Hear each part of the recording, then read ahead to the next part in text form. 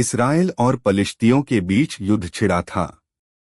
पलिश्तियों की ओर से गोलियत नाम का एक विशाल योद्धा प्रतिदिन आकर इसराइल की सेना को ललकारता था। उसकी ऊंचाई लगभग 9 फीट थी, शरीर पर भारी कवच और हाथ में विशाल भाला था।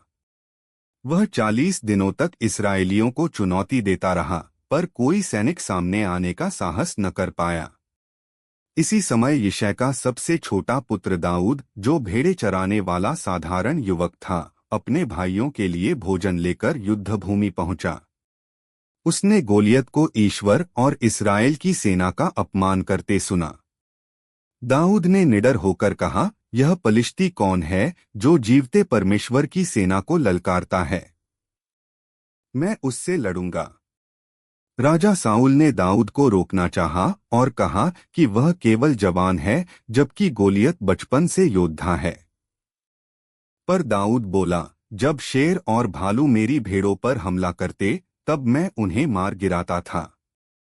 जिस परमेश्वर ने मुझे उनसे बचाया, वही मुझे गोलियत से भी बचाएगा। साउल ने उसे अपनी तलवार और कवच पहनाए, पर दाऊद ने कहा कि वह इनका आदी नहीं है, और उन्हें उतार दिया। उसने केवल अपनी गोफन उठाई और नदी से 5 चिकने पत्थर चुन लिए। जब गोलियत ने दाऊद को देखा तो हंसते हुए बोला, क्या मैं कुत्ता हूं जो तू डंडा लेकर आया है? आज मैं तुझे मारकर पशुओं और पक्षियों को खिला दूंगा।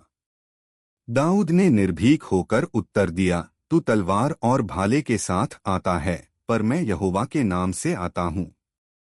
आज यहोवा तुझे मेरे हाथ में करेगा और सारी पृथ्वी जान लेगी कि इस्राएल में परमेश्वर है। युद्ध शुरू हुआ।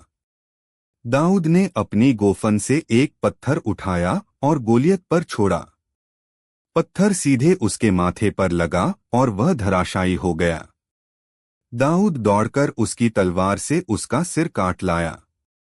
पलिश्ती सेना यह देखकर भयभीत हो भागी और इस्राएलियों ने बड़ी विजय प्राप्त की।